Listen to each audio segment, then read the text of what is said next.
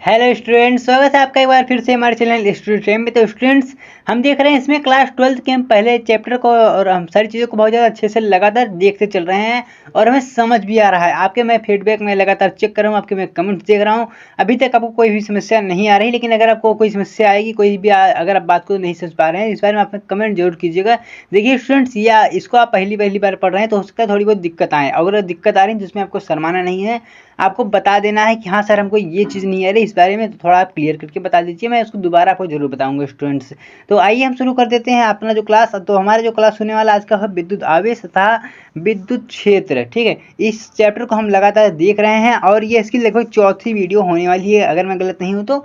हाँ, लेकिन आप लोग इसके पहले जो वीडियो थे उसको देख लीजिएगा, आपके पिछली जो चीज़ें हैं वो चीज़ आपको सब अच्छे से आ जाएंगी। स्टूडेंट, इसकी जो PDF हो आपको मिलने वाली बिल्कुल फ्री हमारे टेलीग्राम ग्रुप पे। तो आप हमारे टेलीग्राम ग्रुप को आप वहां ज्वाइन कर सकते हैं, बिल्कुल भी फ्री है, सारी चीज़ें बिल्कुल फ्री है। आप इस वीडियो को लाइक कीजिएगा, साथ साथ आपको शेयर भी करना। देखिए इसके स्टूडेंट शेयर करने से हम दोनों के अंदर थोड़ा बहुत मोटिवेशन आ जाएगा और हम दोनों बहुत ज़्यादा अच्छे से कार्य करने लगेंगे। तो स्टूडेंट्स आइए हम देख लेते हैं। तो जो हमारा चैप्टर होने वाला है वह क्या है, आज का हमारा टॉपिक वह है वैद्युत बल रेखाएं। वैद्युत बल रेखाएं क्या होती हैं, इसकी क्या क्वालिटीज हैं, तो इन सब को आज हम इसी वीडियो में देखने वाले समझने वाले हैं। ये सब इंपॉर्टेंट हो जाता है, लगभग आपके एग्जाम में 2 या 3 नंबर में पूछ लिया जाता है अक्सर। तो स्टूडेंट्स क्या होता है कि वैद्युत क्षेत्र में खींचा गया वह क्षेत्र, वैद्युत क्षेत्र में खींचा गया वह है काल्पनिक रेखा है। ठीक है, मान लीजिए कोई वैद्युत क्षेत्र है। ठीक है, मैंने इस बारे में आपको बताया है कि क्या सब चीज़ें हैं, इसको मैंने इसके पहली वीडियो में बता दिया हुआ है। तो इसके हम रेखाओं के बारे में बात कर रहे हैं। तो कोई वैद्युत क्षेत्र है, आपकी कोई जो एरिया है, मान लीजिए अपने गांव के जो प्रधान है तो आपका एक एरिया होगा ना, क्या आपकी जो प्रधानी जो आपका राज्य है वो यहीं तक चलेगा। तो जो आपका एक क्षेत्र होगा उस क्षेत्र में खींचा गया ऐसा काल्पनिक रेखाएं, मान लीजिए कोई वैद्युत है कुछ रखा है करंट ना इलेक्ट्रिक, उसका जो एक एरिया होगा तो उसके अंतर्गत खींचा गया एक काल्पनिक रेखा। ये एक काल्पनिक रेखा होता है जिसके किसी बिंदु पर खींची गई स्पर्श रेखा उस बिंदु पर विद्युत क्षेत्र की तीव्रता की दिशा को प्रदर्शित करती है। ठीक है, जो यह काल्पनिक जो रेखा होती है इसका स्पर्श रेखा से उस बिंदु पर अगर हम एक लाइन खींचे तो यह क्या होती है, विद्युत क्षेत्र की जो तीव्रता होती है उसको प्रदर्शित करती है।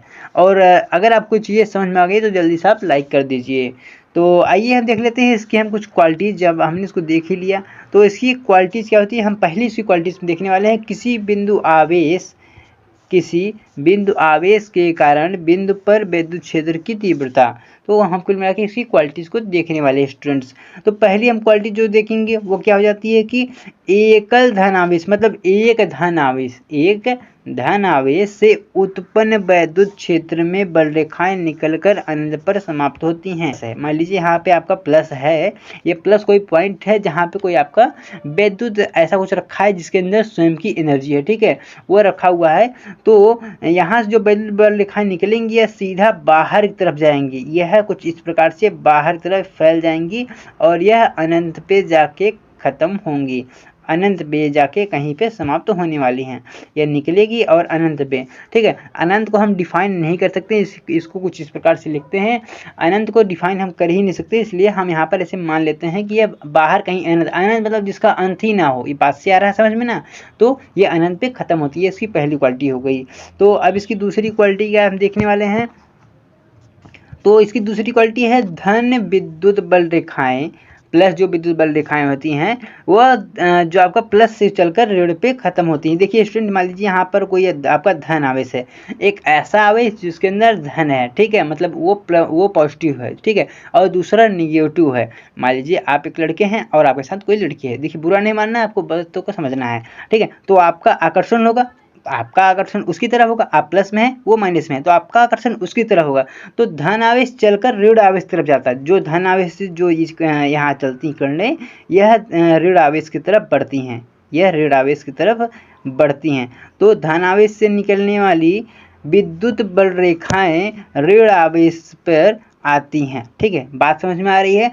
आपका आकर्षण उस पे आ रहा है उनकी तरफ, तो आपके बीच क्या होगा, ये आकर्षण होगा, ठीक है, अट्रैक्टिव होगा। अगर यहीं आप मान लीजिए आप प्लस में हैं, आप एक बॉय हैं और आपके साथ कोई और भी बॉय होगा, तो आपके उसके प्रति अट्रैक्ट नहीं हो पाएंगे, ठीक है। अगर वहीं माइनस है, ठीक है, कोई लड़की है, सुंदर है, आप उसके प्रति अट्रैक्ट हो जाएंगे अच्छे से। तो आपको ये बात समझ में आ गई होगी। अगर समझ में आ गई तो जल्दी से लाइक कर दीजिए, लाइक या ना कीजिए ये आपके ऊपर है, लेकिन शेयर जरूर कीजिएगा स्टूडेंट्स, शेयर, ये आपसे मैं रिक्वेस्ट कर रहा हूँ बार बार, शेयर जरूर कीजिएगा हमको। तो अब चलते हैं आगे। तो क्या है कि वैद्युत क्षेत्र रेखाएं आपस में एक दूसरे को कभी भी नहीं काटती हैं। जो वैद्युत बल रेखाएं एक दूसरे को कभी भी नहीं काटती हैं, ठीक है। जो वैद्युत बल रेखाएं चलती हैं, ये प्लस से चलकर यहाँ माइनस पे खत्म हो रही है ना, ये आपका एन सिरा है, ये आपका यह सिरा है। पहले मैं आपको बता दे रहा हूँ, जैसे चुंबक के जो दो सिरे होते हैं, अगर आप दोनों एक ही, अगर आप एन को आपस में मिलाएंगे तो वह एक दूसरे से दूर जाएंगे, लेकिन अगर आप यस को मिलाएंगे तो वो भी दूर जाएंगे। लेकिन अगर आप एन और यस को, अगर आप एक लड़के लड़की के पास रखेंगे तो दोनों पास आएंगे, ना कि दूर जाएंगे, ठीक है। तो कुछ इस प्रकार से होता है, ये एक दूसरे को कभी नहीं काटती। अगर बीच में कोई झगड़ा वगड़ा हो गया ना, तो वो एक दूसरे को मारेंगे नहीं, शांति से अपनी बात को सुलझा लेंगे। तो कुल मिला के यहाँ बात ये है कि यह जो वैद्युत बल रेखाएं होती है, एक समान रूप से चलती हैं। देखिए मैं आपको फिर से बता दे रहा हूँ, ये ऐसे चलती हैं, ठीक है, यहाँ पे आके ख़त्म होती हैं, फिर ये इसी अंदर ये जाके फिर यह इसी पे चलती रहती हैं, यह काटती नहीं है, यह ऐसे चलेंगी ऐसे ख़त्म हो जाएंगी, ऐसे चलेंगी ऐसे ख़त्म। तो इस प्रकार से ये भी है, यह ऐसे चलती हैं, एक एक कर्व के रूप में चलती हैं, ठीक है। जो यहाँ वैद्युत बल रेखाएं हैं, ये ऐसे एक जाएंगी या ऐसे कर्व के रूप में, लेकिन एक दूसरे को काटेंगे नहीं। ऐसा नहीं ये ऐसे गई और दूसरी निकलने ऐसे ही चली जाएगी, ऐसा बिल्कुल भी नहीं है, एक दूसरे के काटने नहीं वाली हैं, ठीक है। तो ये इसकी तीसरा गुण हो गया। अब आते हैं इसके हम चौथे गुण पे। तो इसकी चौथी क्वालिटी क्या है कि वैद्युत बल रेखाएं एक दूसरे को जितना अधिक पास पास होती हैं, वह जितने एक दूसरे के पास पास होंगी ना, जैसे आप किसी के आप जितना नज़दीक होंगे ना, तो उनके बीच उतना मजबूती बनाया रहेगा, कॉम्बिनेशन बनाया रहेगा। अगर आपने दूसरों के साथ अगर आप लगातार कम्युनिकेट करते रहेंगे, अगर आप लगातार उनसे बात करते रहेंगे, तो आप अपनी भी कोई भी प्रॉब्लम उनको बताने में सक्षम हमेशा रहेंगे। लेकिन आपके बीच अगर बात नहीं हुई 2-3 सालों से, तो आप अपनी बात उनसे अच्छे से नहीं रख पाएंगे, क्योंकि आपके बीच दूरी है। तो वही चीज़ समझिए कि अगर वैद्युत बल रेखाएं एक दूसरे के पास पास हैं, ठीक है, अगर वो पास पास हैं, तो उनके बीच क्या होगा, वैद्युत क्षेत्र जो होता है वह अधिक मजबूत होता है, वो प्रभावशाली होता है। लेकिन अगर एक दूसरे से दूर दूर हैं तो बहुत ही कमज़ोर हो जाते हैं, बहुत ज़्यादा कमज़ोर हो जाएंगे। जैसे अगर आप खाने से अगर दूर रहेंगे तो आप कमज़ोर हो जाएंगे, लेकिन अगर आप खाने के एकदम पास रहेंगे, आप खाते रहेंगे, एकदम आप खाते रहेंगे और आप भूखड़ हैं बहुत ज़्यादा, तो आप मोटे हो जाएंगे, ठीक है। आप बातों को थोड़ा सा अपने ऊपर ना लेकर, लेकिन आप समझने की कोशिश किया कीजिए, थोड़ा बहुत समझने की कोशिश कीजिए। जैसे ये इसके पास है, यह कोई वैद्युत बल रेखाएं यहाँ पर हैं, ये कुछ इस प्रकार से यह इसके पास है। यह जब इसके पास पास है तो इसमें क्या होगा, यह जब इसके पास पास है तो यह काफ़ी ज़्यादा मजबूत हो जाएगा, कुछ इस प्रकार से। तो अब आगे चलते हैं स्टूडेंट्स। देखिए मैं यहाँ पर दिखा दे रहा हूँ, अगर आप कुछ इस प्रकार से किसी के अगर पास रहते हैं, अगर आप पास रहेंगे तो आपके चेहरे पे ऐसी मुस्कान रहेगी, बहुत ज़्यादा आप स्माइली रहेंगे। लेकिन अगर आप इसी से अगर आपका लॉन्ग डिस्टेंस रहेगा तो आप बहुत ज़्यादा हैप्पी नहीं रह पाएंगे, आप बहुत ज़्यादा सैड रहेंगे। तो अब चलते हैं अपनी पांचवी क्वालिटी के पास। तो पांचवी हमारी क्या क्वालिटी है, ऋण विद्युत क्षेत्र में, ऋण विद्युत क्षेत्र में माइनस चार्ज के लिए विद्युत वैद्युत रेखाएं ऋण आवेश से चलकर अनंत पे समाप्त होती है। तो हमने शुरू में क्या देखा था, अगर यहाँ पर कोई प्लस था तो वह अनंत पे ख़त्म होती थी, ठीक है, अनंत पे ख़त्म होती थी। यहाँ पर थोड़ा सा रॉन्ग लिखा, थोड़ा सा यहाँ पर रॉन्ग लिखा है, अनंत में होती हैं। अगर ये अंदर माइनस है तो अनंत से चलकर यह ऋण आवेश पे ख़त्म होती हैं, इस प्रकार से होता है, अनंत से चलकर यहाँ पर ऐसी ही रेखा है, आप मान लीजिए, ठीक है। तो मैं यहाँ पर थोड़ा सा सुधार करना चाहूँगा कि अगर यहाँ पर माइनस चार्ज है तो अनंत से चलकर जो रेखाएं हैं वह ऋण आवेश पे आके ख़त्म होती हैं, वह ऋण आवेश पे आके ख़त्म होंगी। आपको समझ में आ गया, ये जो थोड़ी बहुत गलती हो गई थी उसके लिए मैं माफ़ी चाहूँगा। तो अब देखिए हमारा अगला जो पॉइंट है वो क्या है, वैद्युत द्विध्रुव। ये भी अपने आप बहुत ज़्यादा इंपॉर्टेंट हो जाता है, एग्जाम में 2 नंबर में एकदम फिक्स है आना एग्जाम में, या जो इसके आगे मैं बताने वाला हूँ वैद्युत द्विध्रुव आघूर्ण, वो भी इंपॉर्टेंट हो जाने वाला। फिलहाल तो उससे तो आपके न्यूमेरिकल सॉल्व होते हैं। तो वैद्युत द्विध्रुव उस निकाय को कहते हैं, ऐसे निकाय को कहते हैं जिसमें बराबर व विपरीत आवेश एक दूसरे से अल्प दूरी पे हों।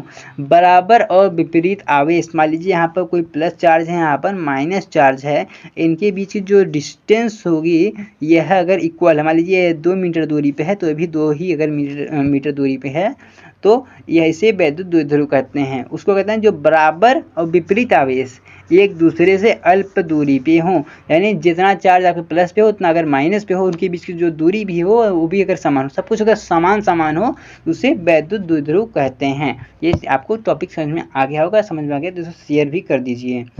तो अब आगे, तो स्टूडेंट्स अब आगे हम इसके देखने वाले हैं वैद्युत द्विध्रुव आघूर्ण। देखिए इससे आपके न्यूमेरिकल्स के क्वेश्चन बहुत ही ज़्यादा पूछे जाते हैं, आपके एग्जाम में अक्सर पूछ लिए जाते हैं। तो क्या है कि वैद्युत द्विध्रुव के एक आवेश तथा आवेशों के बीच की दूरी, वैद्युत जो आपका द्विध्रुव होता है उसके एक आवेश, सिंगल आवेश, ठीक है, उसके एक आवेश तथा आवेशों के बीच की दूरी के गुणनफल को वैद्युत द्विध्रुव कहते हैं, ठीक है, इसके वैद्युत द्विध्रुव कहते हैं। अगर मैं इसके फार्मूले की बात करूं तो इसका एक फार्मूला होता है P = 2QL। तो इसका एक फार्मूला है P = 2QL, यह इसका फार्मूला हो जाता है, ये आपका मोस्ट इंपॉर्टेंट हो जाता है स्टूडेंट्स, जिसको आपको याद रखना है क्योंकि आपके एग्जाम में पूछ लिया जाता है। या फिर जो फार्मूला P = 2QL, इसको आपको अच्छे से याद रख लेना है। ये आपका Q है, ये आपका L है, ये P है। यहाँ पे लिखना थोड़ा सा कॉम्प्लिकेटेड हो जाता है क्योंकि यह देखिए आप जो आप देख रहे हैं बोर्ड, ये फ़ोन है, मेरे पास ऐसी कोई सुविधा नहीं है कि जिससे मैं आपको बहुत ज़्यादा अच्छे से बता सकूँ। तो स्टूडेंट्स, तो आज के लिए इतना ही, मिलेंगे आपको हम फिर से किसी नए वीडियो में किसी नए टॉपिक के साथ। आप हंसते रहिए, मुस्कुराते रहिए और इस वीडियो को शेयर जरूर कीजिएगा जिससे हम दोनों बहुत ज़्यादा हैप्पी रह सकें और हमारे अंदर एक मोटिवेशन जागता रहे। तो जय हिंद, जय भारत।